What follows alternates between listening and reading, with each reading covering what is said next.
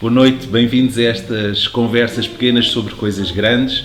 Hoje o desafio é falarmos sobre manuais escolares, de ferramentas de aprendizagem em empecilhos. Vamos aqui trocar algumas ideias para perceber qual é a vossa opinião sobre esta ferramenta, que pode ser a tal ferramenta ou pode ser realmente excessivamente condicionador do trabalho em sala de aula. Então, aqui à minha esquerda temos Sónia Cardoso. Exato. Queres apresentar-te já para percebermos? Posso já então apresentar-me. Eu sou a Sónia Cardoso, estou na qualidade de mãe de um menino que está aqui na escola do agrupamento. A minha área estou numa área técnica de projetos no CTT e também atualmente estou a fazer uma formação em Sociologia na Universidade Aberta. E pronto, basicamente é este o meu pequeno percurso. Depois temos uma aluna aqui da escola sede, Camila Costa. Queres apresentar também? Sim, sou a Camila, tenho 17 anos, estou no curso de Ciências Socioeconómicas aqui da Escola Secundária Armando Lucena. E depois o Jorge Rio Cardoso. Sim, sou investigador nesta área da educação. Portanto, trabalhei muitos anos também no Banco de Portugal, sou docente universitário, basicamente, e sou pai também, basicamente é isso. Tens uns livros publicados na área da educação? Sim, tenho vários livros, Ser Bom Aluno, Bora Lá, é talvez assim o título mais popular, mas também tenho, enfim, para livros para pais, para professor. Portanto, tenho debruçado um bocadinho sobre esta temática da educação. Olha, todos nós, se calhar, és o mais mediático, porque também és comentador de televisão em alguns canais. Sim, às vezes chamam, os assuntos nem sempre são muito agradáveis, não é? Mas, pronto. Sim, quando mete manifestações e coisas do género é difícil. Exatamente. Este assunto dos manuais escolares, se calhar, é mais fácil. Sim, talvez, embora haja...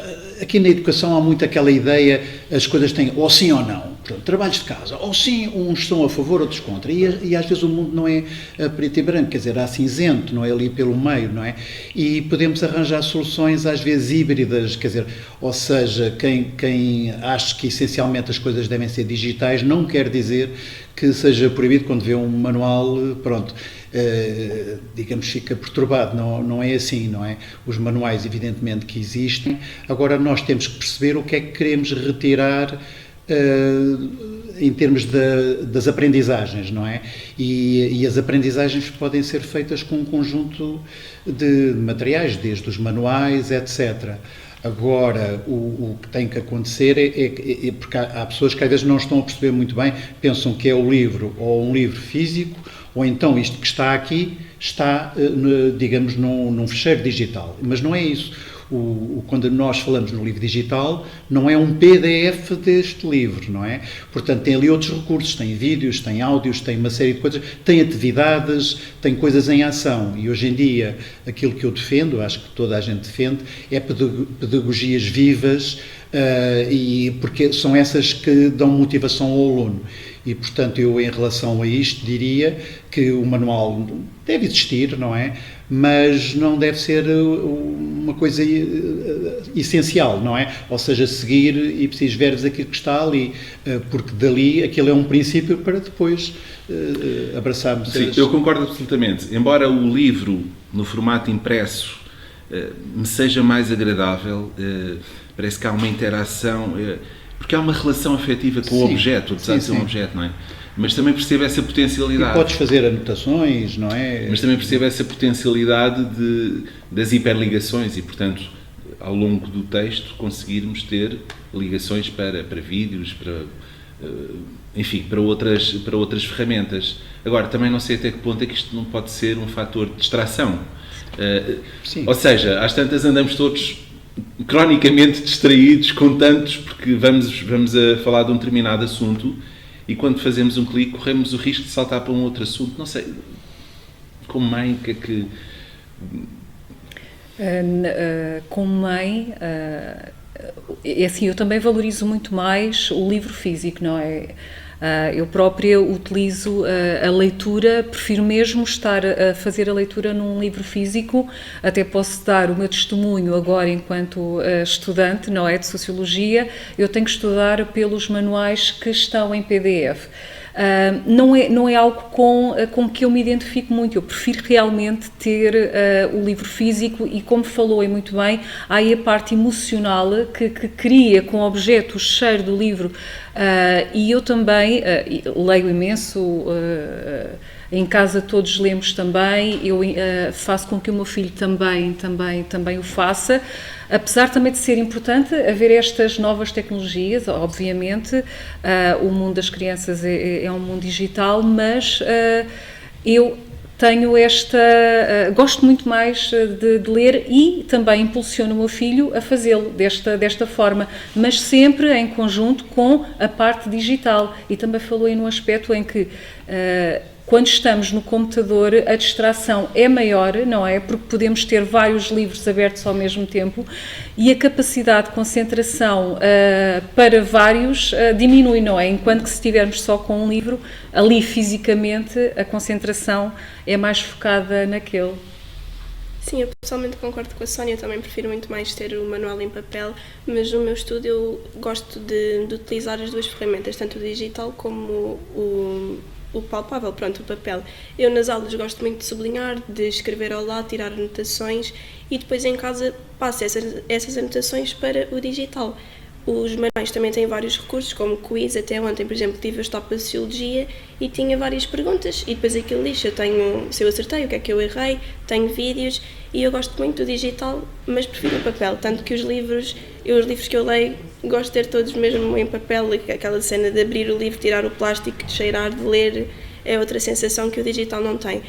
Um contra do digital eu acho mesmo que é a dependência, porque os jovens hoje em dia não fazem outra coisa senão utilizar um tablet, um computador, o telemóvel, e cria muita desconcentração. Até mesmo a leitura é muito diferente de ler do livro e ler de um ecrã. Sim, às vezes há vantagens de nós podermos fazer pesquisa quando aquilo é digital, não é? Eu, enfim, nesta altura, por exemplo, estou a escrever um livro e há assim uma palavra que eu não tenho a certeza se já não repeti aquilo. E de repente, em 100 e tal páginas, ele vai-me...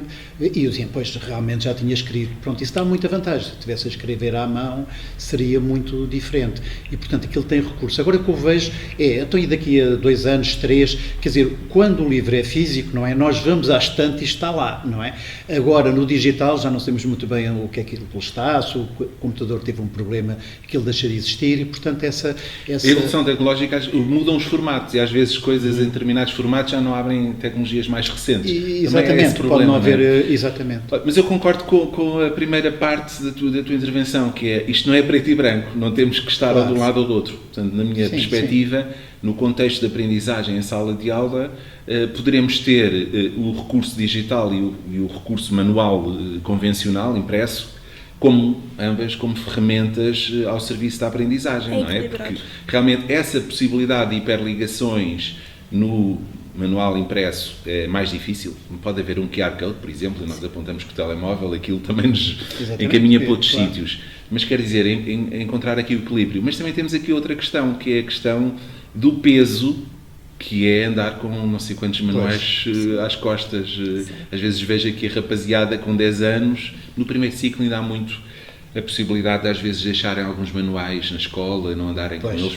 para trás e para adiante. Não é? Aqui, a partir do 5º ano, isso já é muito mais complicado, eles têm cacifes, mas não é muito prático, porque se têm atividades para fazer em casa, têm que ter os manuais com eles, e vejo que realmente é muito peso, são muitos manuais às costas, às vezes de rapazes e de raparigas até franzinos. Isso também é uma questão que os manuais digitais podem aliviar. Não sei se será significativo, será o mais relevante. Pois, enfim, já li as rodinhas e coisas assim desse género. Portanto, eu não iria por um lado ou por outro só por causa do peso, não é? Mas eu penso que isso, até há estudos que dizem, em função do peso da criança, o que é que ela pode transportar em termos de peso da mochila, não é? E portanto, há aí uma parte, claro, que já de saúde.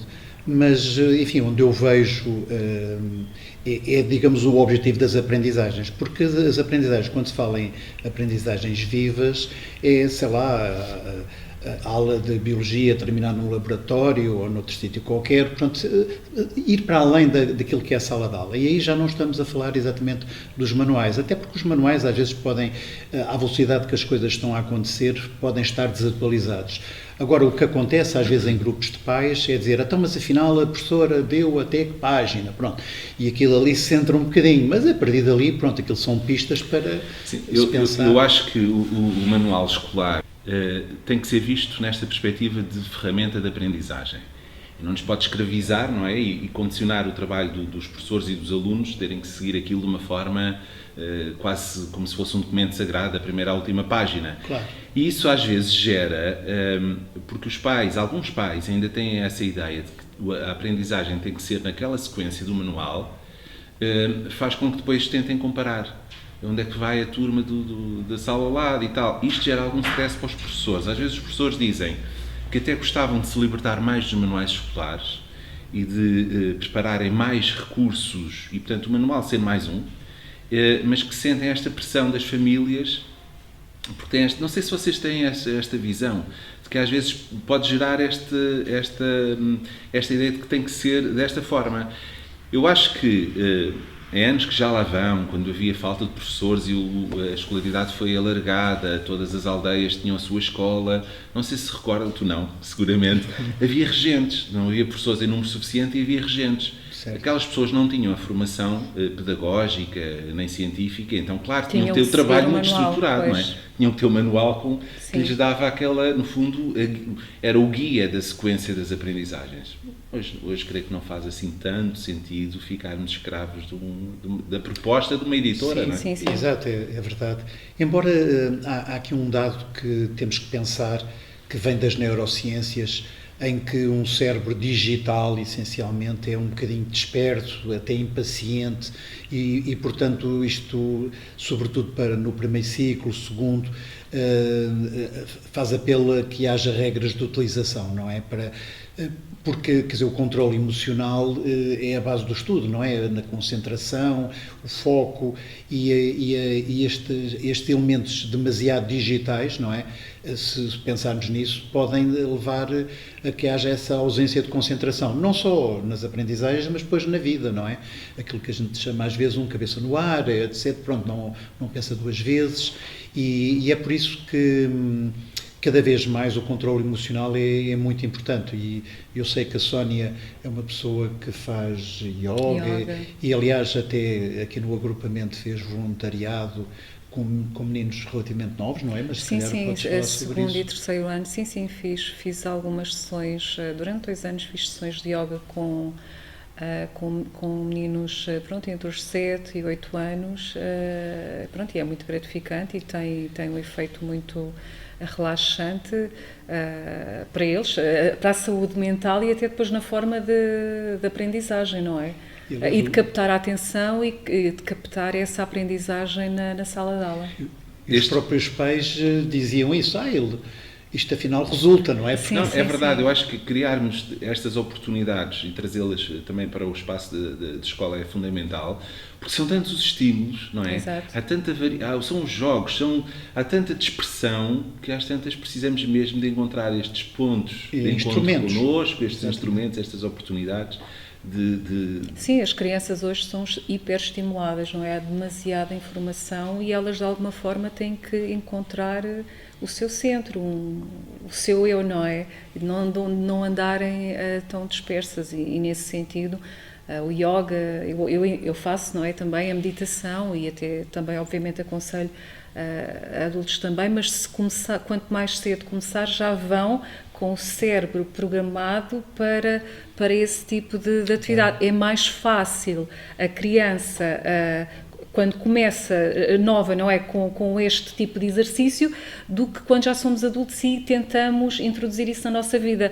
Em qualquer atividade que nós comecemos mais tarde, a dificuldade de permanência é maior do que quando começamos mais novos a fazer certas atividades. Lá está, eu acho que hoje a escola também já está mais desperta para esta questão. Sim. A aprendizagem, o nosso desenvolvimento enquanto pessoas, no fundo, não deve basear-se só naquela aprendizagem enciclopedística, não é? Exatamente. De decorarmos conceitos para evitarmos nos testes, mas esta questão até da inteligência emocional é muito relevante.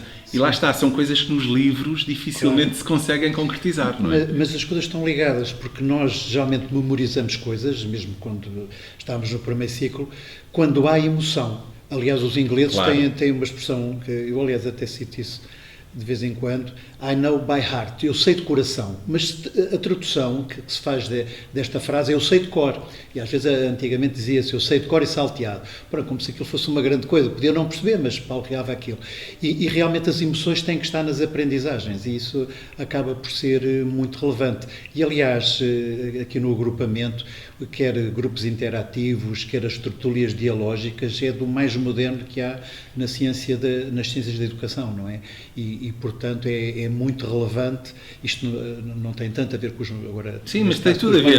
Tem tudo a ver, oh, Camila, mas achas que o lugar que os manuais ocupam na sala de aula, na tipologia de atividades de aprendizagem, é determinante? Hoje vês mais que é mais um recurso? Achas que ficam muito dependentes do manual? Qual é a tua percepção? Eu pessoalmente acho que cada vez mais os professores se desligam do manual, é mais utilizado como recursos. Utilizam mais PowerPoints, vídeos. Pronto, eu este ano não tenho assim tantas disciplinas, mas por exemplo em Sociologia nós falamos muito e lemos os conceitos e aplicamos na atualidade, no dia-a-dia, não nos focamos tanto no manual. Em português, pronto, lemos poemas, lemos textos do manual, mas depois os exercícios é tudo a professora que nos dá e nós fazemos. Matemática, pronto, guiamos muito mesmo pelo manual por causa dos exercícios, mas também a professora cada vez mais utiliza exercícios de exames e de outros sites. Eu uma vez vi um vídeo que comparava os testes a uma doença que é a bulimia. Ou seja, nós aprendemos a matéria, nós decoramos, chegamos ao teste e meio que vomitamos tudo e depois no dia a seguir já não nos lembramos. E eu acho que isso cada vez acontece mais, é querermos decorar a matéria e depois não aplicamos na nossa vida ou de um momento para o outro esquecemos-nos. E eu acho que cada vez mais as pessoas tentam que isso não aconteça, eu pelo menos sinto isso. Ok, ótimo. E concordo com o Jorge quando ele utilizou esta expressão em inglês. Pronto, há coisas que me marcam e eu lembro-me, outras coisas não me dizem nada e eu esqueço-me. Tu há bocado quando estávamos aqui a falar, ainda sem estarmos a gravar, falaste também do uso da inteligência artificial e o que é que tu achas disso? Já utilizas alguma coisa, não é? Sim, Isso é claramente digital. Sim, por isso eu utilizo bastante a inteligência artificial, eu e os meus colegas e também vários professores utilizam. Eu estava aqui a partilhar com o Jorge e com a Sónia que um professor meu faz os testes através da inteligência artificial e é um recurso bastante útil. Ele até nos incentiva, utilizem o ChatGPT para fazer testes, para vocês treinarem, que depois têm a solução, mas não consultem. E eu também estava a contar que eu tenho alguma dúvida, eu vou ao ChatGPT e pergunto, eu já não vou ao Google porque lá está a impaciência, de ir à procura da informação, nós perguntamos, ele responde e pronto, e depois pedimos as fontes. Eu queria trazer mais uma acha aqui para a nossa conversa. O manual escolar, de certa forma, força a uma relação mais, como é que eu posso dizer, da pessoa com o livro, do livro com a pessoa, e não tanto isto que estavas a falar, de uma maior interação, porque nós aprendemos muito de forma cooperativa, não é? Sim. Quando discutimos os assuntos com os outros, ou através da experimentação, nós aprendemos muito mais do que simplesmente a ler, não é? Sim. Por isso também, lá está, se ficarmos só reféns do manual, esta conversa, na minha perspectiva, é importante para isto, para tentarmos aqui abrir alguns horizontes, porque ainda há algumas pessoas que têm como referência o seu modelo de escola enquanto alunos, não é? E acham que o manual é essencial, seguiu todo. Por isso é que estamos aqui nesta conversa. No fundo, estamos todos de acordo. Sim. Nem 8 nem 80, vamos aqui encontrar um equilíbrio, pois, exato. Este equilíbrio, a questão da aprendizagem cooperativa, para mim faz todo sentido. O Jorge também trouxe aqui à reflexão os grupos interativos e as tertúlias. E estavas a falar de uma coisa que me fez lembrar o Paulo Freire. O Paulo Freire, em relação à questão que estavas a dizer de decorar e depois de vomitar, o Paulo Freire utilizava a expressão educação bancária. O professor deposita o conhecimento e ciclicamente aplica o teste para saber que saldo é que ficou do conhecimento que foi sendo depositado. Mas, enfim, voltemos aos manuais. Lá está, tentar aqui encontrar este equilíbrio e não sei se tem esta experiência da tal comparação de turmas. A Sónia acho que é tão descontraída que nesse aspecto não liga é nada a isto da competição, não é? Não. Uma competição saudável, pronto, mas não tenho essa experiência de até no contexto de escola onde o meu filho se insere, não tenho essa experiência de seguir o livro, ou se alguém está preocupado com comparar com outra turma. Exatamente, a comparar, não temos essa, não tenho essa experiência. Pode ser uma comparação negativa, porque pode ser outra professora que está aí muito rápido a dar o manual. Claro, também pode ser. Há professores que... Eu estava a contar à Sónia, eu tinha uma professora minha que dizia: leiam o manual até à página não sei das quantas e depois digam se têm dúvidas. Pronto, há pessoas também assim um bocado a despechar, tipo, leiam e se tiverem dúvidas perguntam. Pois aí, podem avançar mais rapidamente, mas as aprendizagens não serem conseguidas. Mas o Mara tocou aí num ponto que realmente é importante, que é as novas competências, o que é que nós queremos trabalhar nos alunos.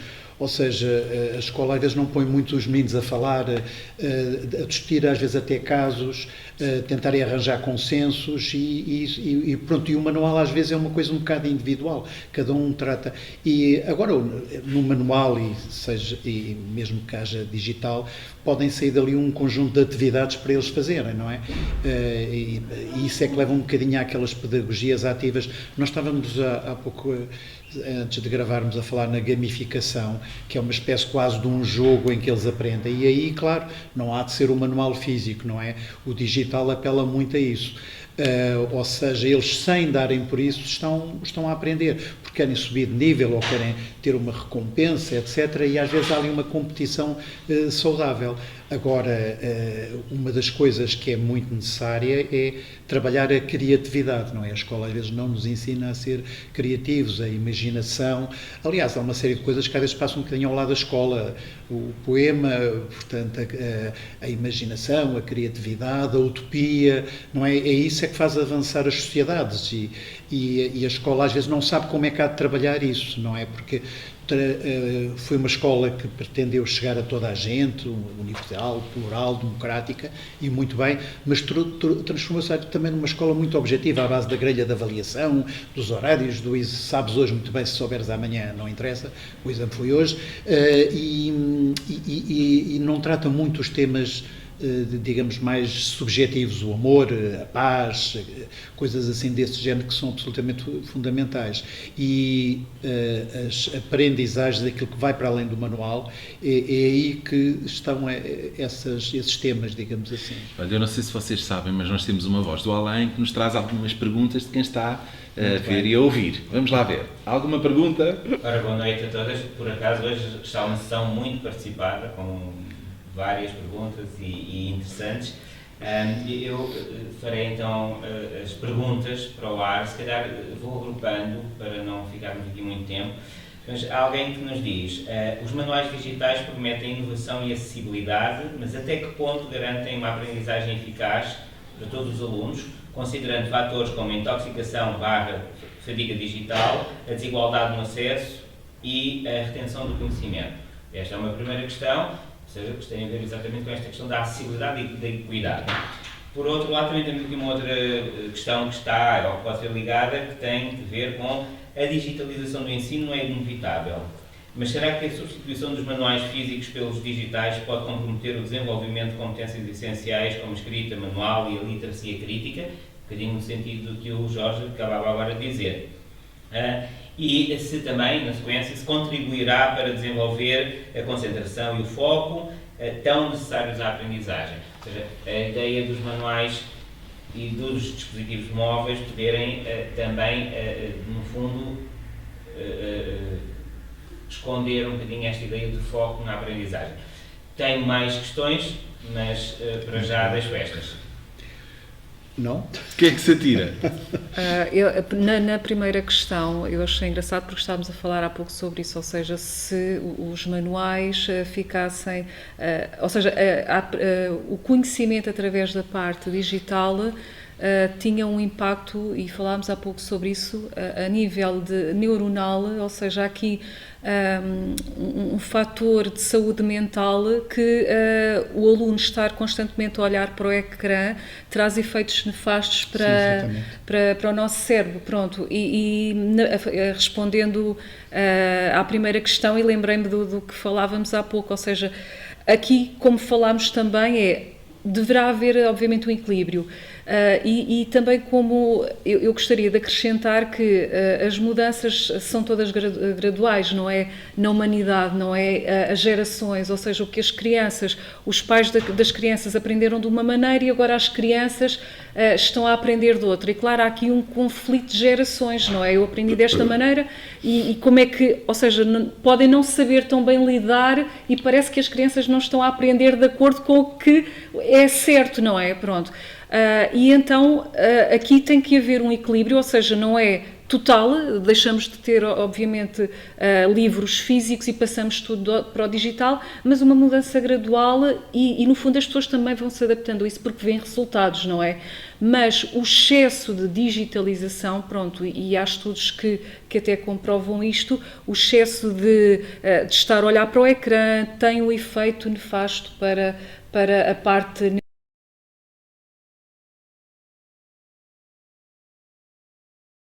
ter estas interações uns com os outros. Exatamente, pronto. Em relação à primeira questão...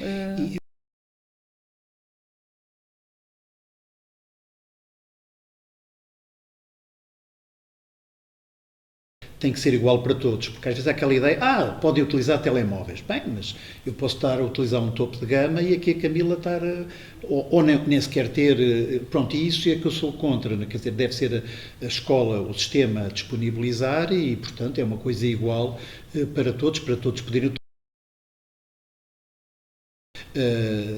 pode ser diferente, não é que há meios diferentes, mas isso, digamos, a tecnologia tem que ser para poder ser melhor trabalhada. Agora, claro, também não nos podemos esquecer do essencial que é ensinar, não é? Nós, às vezes, pensamos muito na parte utilitária dos conhecimentos que estamos a trabalhar. Pronto, isso é importante, estamos a pensar no mercado de trabalho. Nós não sabemos muito bem qual é que será o emprego de sonho daqui a 10 ou 20 anos, mas como às vezes digo, tenho a certeza que daqui a 100 ou 200 ser honesto vale a pena, não é? E, portanto, quer dizer, daqui devem ser também valores, não é? E só conseguimos quando há interação entre os alunos, quando o conhecimento é trabalhado, e habituá-los também a trabalhar em grupo, em equipa, saberem ouvir, saber reunir consensos, ter o pensamento crítico, que é absolutamente fundamental, não é? Agora tem fase de notícias falsas, a torto e a direito, e pronto, a pessoa ter o instrumento dentro de si que consegue distinguir o que é verdadeiro ou aquilo que não é. Sim, eu estava a pensar que nós tivemos números vergonhosos de analfabetismo até ao 25 de Abril e em muitas famílias os manuais escolares eram a única forma de acesso ao conhecimento que existia em muitas famílias, lamentavelmente. E hoje, graças à democratização do acesso à informação, ela está por aí, não é?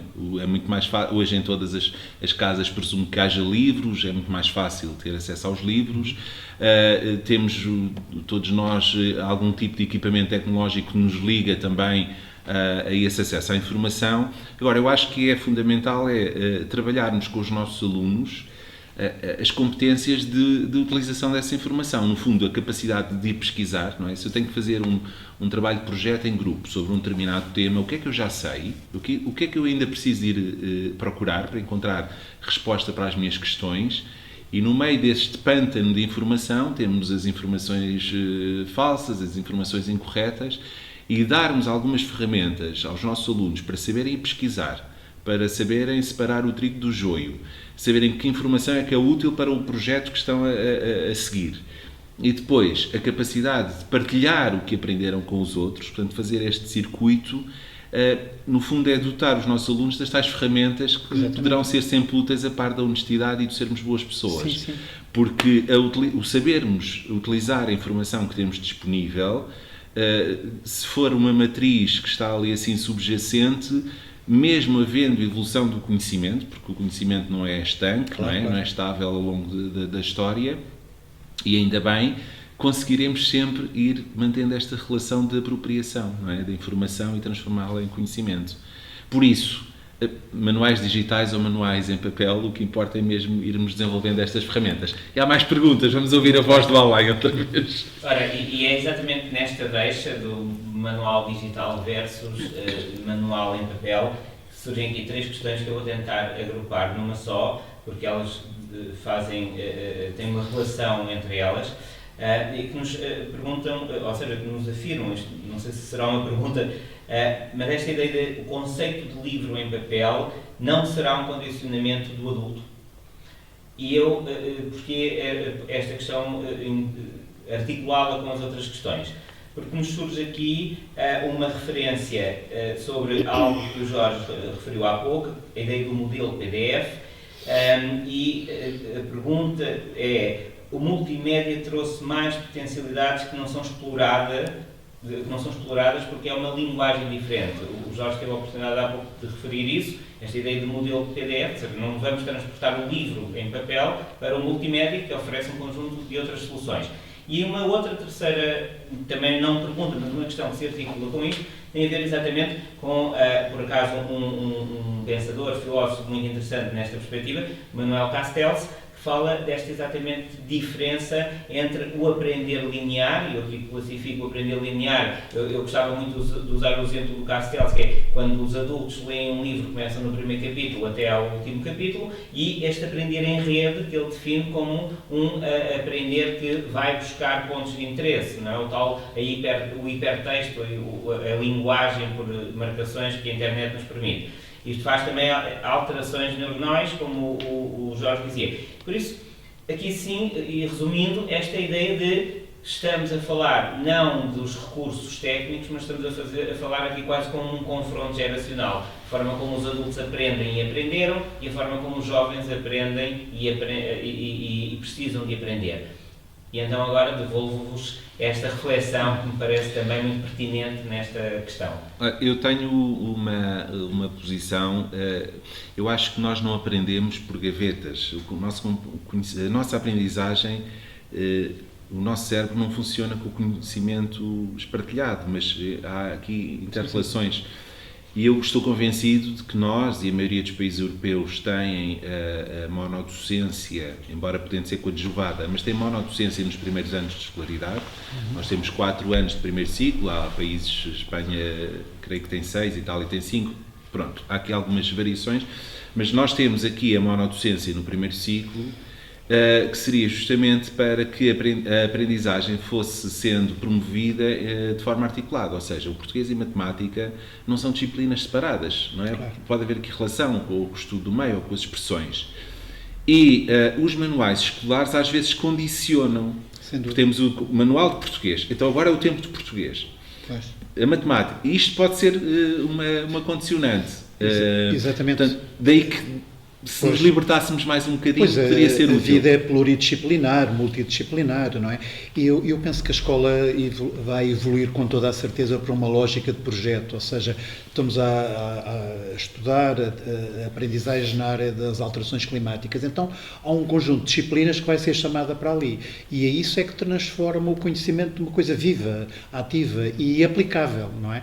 E podemos fazer a tal translação de conhecimento, estamos a ensinar agora como é que há de ser daqui a 10 anos e noutra realidade, ou seja, a pessoa não se habitua a reproduzir apenas o conhecimento, mas consegue transpô-lo e consegue inovar, e isso é muito interessante até para os professores, não é? Um professor português vê um tema visto noutra perspectiva, não está a ver só a parte do texto em relação àquilo que está a falar, mas vai também aprender qualquer coisa, e às vezes aqueles professores que já há muitos anos que andam a falar da mesma coisa, e eu estou a falar até por mim, às vezes até cansa de estar a falar, e quando começamos a ver as coisas noutra perspectiva, as coisas realmente evoluem, e portanto eu acho que quando se fala em pedagogias vivas, parece que é assim um conhecimento, uma coisa assim um bocadinho vaga, mas tem a ver com esta lógica de projeto que já em muitas escolas e os alunos interessam-se. E no final há de haver um portfólio qualquer, qualquer trabalho que vão fazer, pode ser um vídeo, pode ser um PowerPoint, pode ser ou um texto, não é?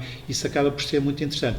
Eu há pouco, quando estava a ouvir isto, há aqui uma parte que eu gostava de introduzir, que é esta, que é os miúdos e as miúdas habituarem-se também a estimar as coisas. E, quer dizer, o manual presta-se muito a isso, não é?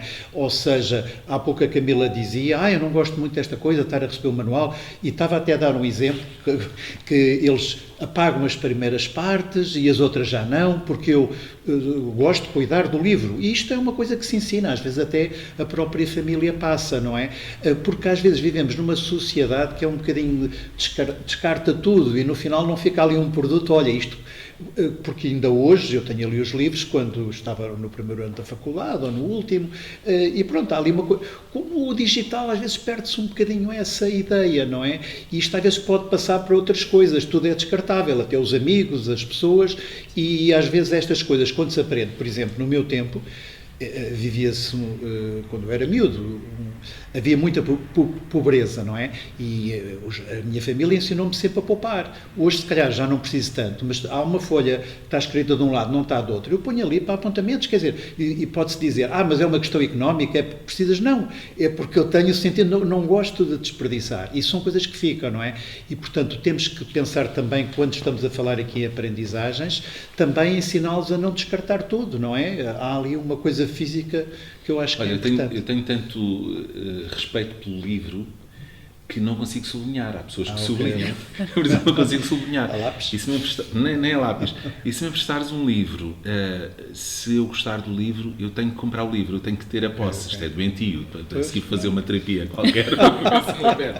Pronto, mas a questão, trouxeste à discussão um assunto, um tema interessante, que é os nossos manuais escolares, atualmente são cedidos, não é, pelo Ministério da Educação, e depois há aqui o problema, o manual é emprestado e depois vai ser emprestado a outros alunos durante vários anos, mas os livros, os manuais escolares têm espaço para escrever, não é? Pois é.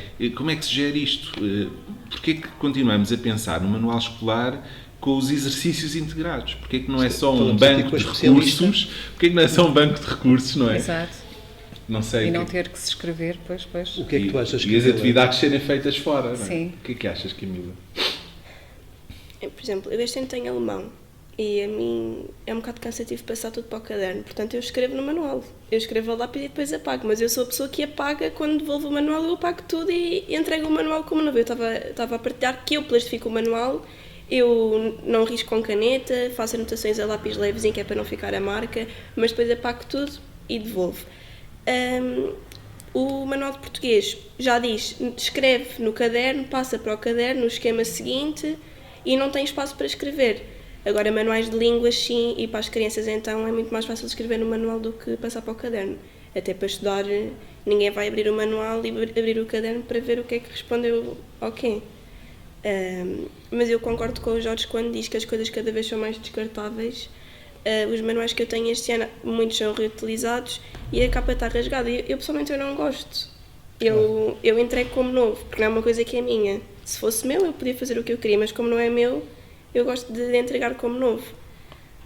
Mas o que falaste há pouco é muito interessante em relação a ter essa atitude com os livros, ou seja, a preocupação pelos outros, não é?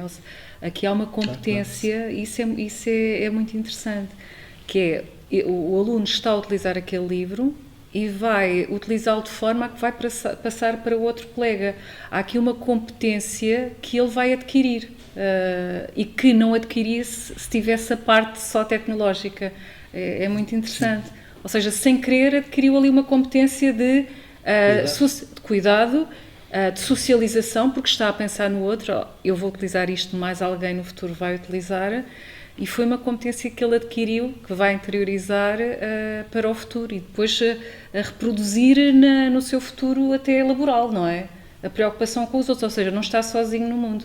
Tem aqui uma parte social, não é o individualista, tem aqui uma parte social e de cooperação com o outro. Foi muito interessante. Mas aqui no agrupamento, desde pequenos, e agora até te pedia para falares do caso do Duarte, eles fazem já trabalho cooperativo, não é? Aquele trabalho das bandeiras, não sei se era um Excel, sim. em que qualquer coisa que ele faça, o outro colega que está a trabalhar com ele... no SharePoint. Exatamente, portanto está a ver, pode criticar, pode fazer e, portanto, esta ideia de cooperação começa logo desde pequenos, digamos assim. E era um trabalho sobre bandeiras? Sobre a Europa, é um trabalho sobre a Europa, sobre os países da Europa, os costumes, a moeda... E cada um, é um trabalho de grupo, cada um vai acrescentando e é trabalhado no SharePoint da turma e eles têm acesso, os meninos do grupo têm acesso ao que cada um está a fazer. No terceiro ano. No terceiro ano, é fantástico, sim. Sim, são competências, são habilidades que depois vão desenvolvendo e que são, de certa forma, essenciais nos tempos que correm. Não sei se há perguntas do além, nem sei como é que estamos com o nosso tempo, aqui fui perdendo a noção de tempo. Neste momento estamos com 40 minutos de emissão, ainda temos algum tempo para entretanto, depois das últimas perguntas, só mais uma questão que é também um bocadinho voltar ao início. A Camila referiu a dependência dos jovens dos dispositivos móveis, mas não será apenas o desvio de centro de atenção? Esta pergunta faz-me crer que, eu leio assim, não sei se será a vossa interpretação, mas quando nós dizemos que os jovens estão dependentes dos dispositivos móveis é porque se calhar não têm outras coisas que não sejam dispositivos móveis que os motivem e o envolvam.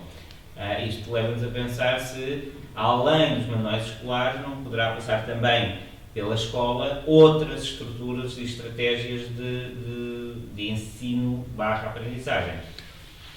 Não. Eu só gostava de dizer que, pronto, eu acho que também começa muito a partir de casa, porque, pronto, eu vou a um restaurante, eu olho para uma mesa que tem um casal e filhos e o filho não está a brincar com o carrinho nem está a pintar, está no telemóvel a ver um vídeo. E acho que até é muito mais fácil para os pais entreterem os filhos e, pronto, eles não chatearem, dão-lhes o tablet para a mão, eles jogam. Pronto, depende de pai para pai, não estou a dizer que é o seu caso. Sim. Mas isso acontece muitas vezes a partir de casa. É verdade, é assim, sim. É mais fácil entreter os filhos às assim. vezes até está um casal e não falam com o outro. Sim. Estão agarrados ao telemóvel os dois. Mas bem, é tipo, está mal o tablet, não me chateias. E os miúdos com 2 anos já sabem mexer e passam os anúncios do YouTube à frente e pronto. E também acho que é muito a partir de casa que... Sim, o exemplo vem, exato. O exemplo também vem de casa. Eu gosto de ler. Eu vejo os meus pais a ler nas férias. Estamos na praia, estamos todos a ler. Se calhar vejo colegas meus que não leem nada porque os pais também não leem. E acho que parte muito também de casa esse exemplo e a dependência dos dispositivos ou não. Olha, mas eu acho que estamos todos muito viciados nos tais estímulos imediatos, não é? Portanto, na gamificação, que também pode ser transportada para outra tipologia de atividades em sala de aula, sem ser com manuais, sem ser com dispositivos eletrónicos, o que é um facto é que esta recompensa imediata nos está a viciar a todos, não é? Por isso é que os jogos estão aí a crescer, é um mercado em expansão, porque lá está, é recompensa imediata. E, portanto, como nós temos a recompensa imediata, sentimos-nos bem e vamos mantendo aquele vício, aquela adição. Depois temos aqui uma situação um pouco confusa, quer dizer, a área do divertimento está em expansão, mas a indústria farmacêutica também está a vender muitos antidepressivos. Não é? O que é que está aqui a acontecer enquanto sociedade? E realmente a tecnologia pode ser uma ferramenta, mas se integramos em excesso na escola, às tantas estamos todos a alimentar esta dependência do estímulo imediato, e na vida nem tudo é recompensa, não é? Sim, sem dúvida. Mesmo na nossa interação no trabalho de grupo, são competências que hoje são desejadas. O mercado de trabalho, não é? Requer muito esta capacidade de trabalhar em equipa, de apresentar a minha ideia, de respeitar que o outro pensa de forma diferente, não é? Implica aqui até alguma empatia para perceber o outro que trabalha comigo. E, portanto, não nos podemos fechar todos, nem nos manuais em papel, nem só nas tecnologias, mas apostar mais no desenvolvimento destas habilidades, mais de cooperação, mais de inteligência emocional, Sim, Não vos parece que isto é sim, essencial? eu concordo. E das atividades que às vezes vão para lá da escola, não é? O desporto, a música, o teatro, a dança, tudo isso.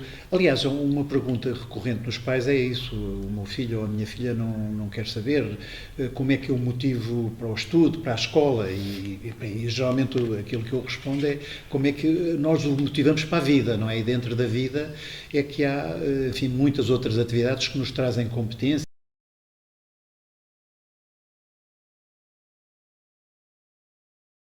Do desporto, mas podia ter sido a música, podia ser outra coisa qualquer, porque às vezes traz-nos autoestima, traz-nos alegria, e isso é muito importante dentro daquilo que é, às vezes, até respeitar o outro.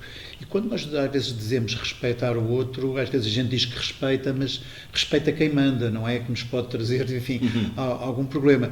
Porque quando falamos em respeitar o outro, é toda a gente, não é? Até aquelas pessoas para quem a vida tem sido menos simpática. E, portanto, essa ideia de educar com valores acaba por ser muito importante, e termos elementos de controle emocional. Quer dizer, estamos a voltar um bocadinho ao início, que isso eu acho que é muito importante. Quer dizer, não apenas para os alunos, mas para todos nós, não é? Aquela ideia. Aliás, as pessoas que têm mais sucesso, embora a ideia de sucesso, enfim, temos que ver exatamente o que é o sucesso, não tem a ver com ganhar muito dinheiro. São aquelas pessoas que têm maior controle emocional, têm mais inteligência emocional. Há um estudo muito interessante que eu às vezes gosto de falar, que é porque é que as pessoas têm sucesso, não é? Havia um bocadinho aquela ideia, se calhar tem um coeficiente de inteligência muito acima da média. Curiosamente não é. O coeficiente de inteligência só explica 20% do sucesso. E ainda bem, porque o coeficiente de inteligência varia pouco ao longo da vida, não é? Pronto, é uma coisa pouco poética. Os outros 80% é a inteligência emocional, e isso é trabalhável, nomeadamente na escola, nas relações entre as pessoas, não é? A minha capacidade de me pôr no lugar do outro. Às vezes, agora com as tecnologias, vê-se muito miúdos a filmarem coisas terríveis, cenas de pancadaria e coisas assim. Portanto, estão a demonstrar uma inteligência emocional muito baixa, não estão a perceber o que é que o outro pode estar a sentir, e essas coisas, é claro que podem ser trabalhadas, podem ser melhoradas, e há muitas formas de o fazer. A Camila tocava neste aspecto da família, claro, é absolutamente fundamental, mas as atividades que às vezes nós podemos propiciar. Um jovem que se isola nas suas tecnologias, depois se calhar um desporto de equipa ou uma banda que ele pertence, é importante para contrariar essa sua natureza, que nós percebemos que hoje em dia está muito à flor da pele, e às vezes é um comodismo. A gente pensa, pronto, ok, se ele estiver com o telemóvel não me está a aborrecer, e são capazes de dar o telemóvel, mas pronto, depois a questão é que ele vai se entusiasmar naturalmente, e se calhar depois aquilo vai continuar e torna-se... Não tem precisamente a ver com manuais escolares, mas bem no seguimento do que estás a dizer. Nós aqui temos uma visão da questão dos comportamentos desadequados, da indisciplina. É um aluno difícil ou um aluno em dificuldade. E quando há participações recorrentes de um aluno, ou participações de situações muito graves, eu chamo os alunos e converso nesta perspectiva, de tentar perceber o que é que está por trás desse mau comportamento. E pergunto, como é que é a tua vida fora da escola? Fazes desporto e tal? E chego muitas vezes a essa conclusão.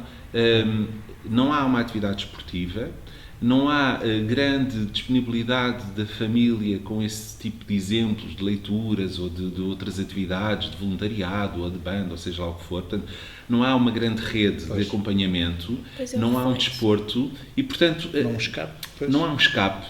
E, portanto, começa a acumular aqui uma série de questões que depois acabam num comportamento desadequado.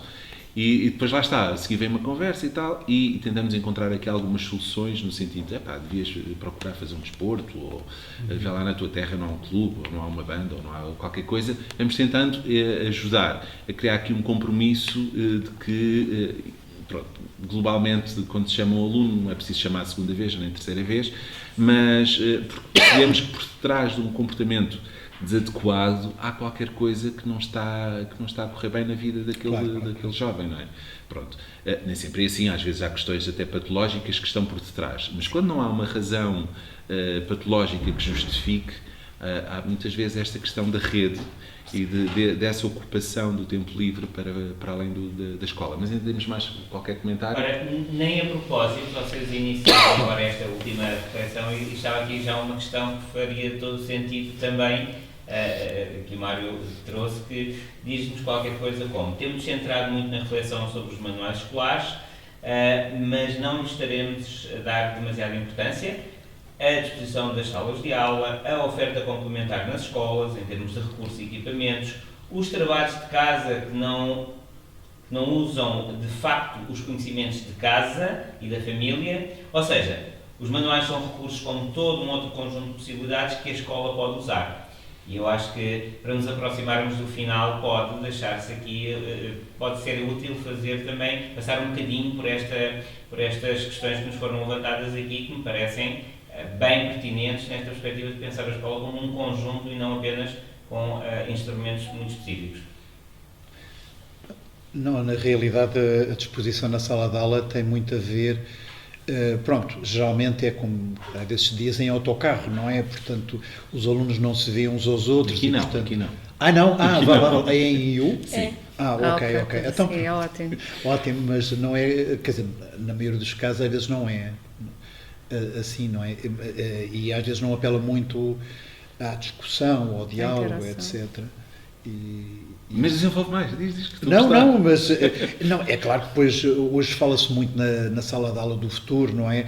Em que as cadeiras já têm umas rodinhas e podem às vezes estar um grupo de 3 ou 4 a discutirem um determinado assunto, em que depois um há de ser porta-voz e aquilo vai rodando entre eles para treinar também a oralidade e também a discussão e reunirem consenso, e portanto há vários grupos. Aliás, os grupos interativos na escola é assim, portanto há 3 ou 4 meninos, várias ilhas, e os 4 pais, que geralmente são 4, vão circulando entre essas ilhas com uma ficha própria para trabalhar com eles, pode ser matemática, pode ser português, pode ser outra coisa qualquer, e acaba por haver essa interação e, portanto, a sala de aula tende a ter várias valências em que faz mais apelo ao trabalho de equipa, não é?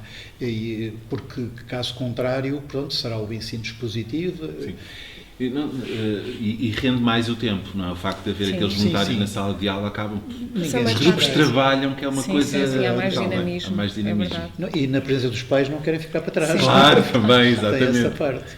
Muito bem. Então, olha, quero agradecer-vos a disponibilidade para esta conversa e dizer-vos que ficámos aqui com algumas pontas soltas, não é? Os trabalhos de casa, a disposição das salas de aula. Se calhar era importante conversarmos mais um pouco sobre isto, porque depois também há o outro senão, que é dizerem que os alunos falam mais entre eles e que há mais indisciplina. Aqui os nossos dados são contraditórios, porque há quem tenha essa percepção, os dados objetivos indicam o contrário, os resultados a melhorar e a disciplina a descer. Era um tema que podia ficar em aberto. A inteligência artificial, se calhar, também era um tema que merecia a pena uma conversa. Se calhar até mesmo a questão desta relação dos pais, portanto, através dos grupos interativos com a escola, portanto, de que forma é que, porque às vezes, se calhar, as famílias têm um certo receio acham que se espera que vão lá explicar algum tipo de matéria e não é. Não é esperado que o voluntário vá ter que dominar o conteúdo, não é? Pronto. Ficámos aqui com algumas pontas. A questão das referências da família também era uma matéria importante. Nós já tivemos um episódio das conversas pequenas sobre coisas grandes à volta dos livros, mas o tema nunca se esgota.